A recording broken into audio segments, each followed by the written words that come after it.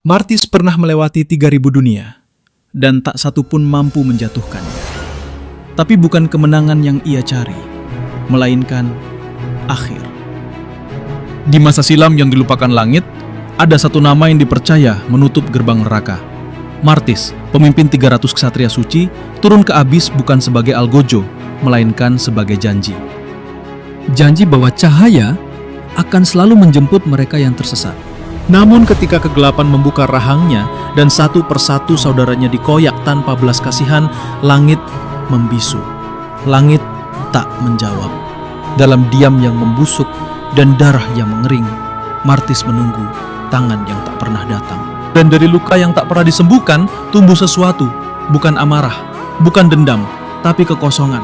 Kekosongan yang menganga di dada, mengubah manusia menjadi sesuatu yang tak lagi mengenal makna. Saat jiwa-jiwa lain memohon keadilan, Martis justru berdiri, dan Abis pun mengenalnya bukan sebagai musuh, tapi sebagai pantulan dirinya sendiri. Ia dilempar ke lubang penghakiman, dihadapkan pada ribuan jiwa suci yang pernah gagal. Satu demi satu, mereka tumbang di hadapan dia, yang telah kehilangan segalanya. Dari tulangnya sendiri ia tempa 2 bilah pedang. Dari kehancurannya ia bangun tahta, dan neraka pun berlutut, bukan pada kekuatan, tapi pada jiwa yang bahkan tak bisa dihancurkan oleh putus asa. Namun ketika seluruh abis tunduk, Martis tidak merasa menang. Ia hanya duduk sendiri di atas takhta kosong yang tak pernah ia minta.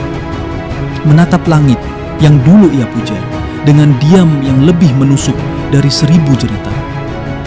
Maka dimulailah perjalanannya, bukan untuk menguasai, bukan untuk menyelamatkan, tapi untuk mencari akhir.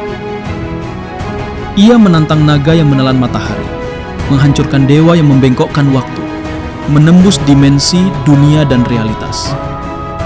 3.000 dunia, dan tak satu pun cukup, karena tak ada yang sanggup memberinya kematian. Namun, di dunia ke-3001, ia mendengar sebuah nama, Gatot Kaca, makhluk yang tubuhnya ditempa petir, yang jantungnya menyimpan kristal langit, dan nasibnya sama kelamnya. Makhluk yang juga tak bisa mati. Mereka bertemu di medan tandus tanpa saksi. 3 hari, 3 malam. Petir melawan kehampaan. Langit pecah, tanah patah. Tapi tak ada yang tumbang, tak ada yang mati. Hanya 2 kutukan yang saling menatap tanpa jawaban. Martis pergi, bukan karena kalah, tapi karena kebelet savage. Maksudnya kecewa bahwa bahkan sang makhluk langit belum mampu memberinya akhir. Dan di mana ia melangkah, tinggallah jejak kosong dari seorang ksatria yang ditinggalkan cahaya, ditelan kegelapan, dan dikutuk untuk menang selamanya. Dan sejak hari itu, dunia pun menyebutnya dengan nama yang bahkan dewa pun enggan ucapkan. Ashura King, raja dari neraka yang tak pernah bisa mati dan tak pernah bisa berhenti mencari arti dari kekalahan. Cukup sekian dan terima kasih.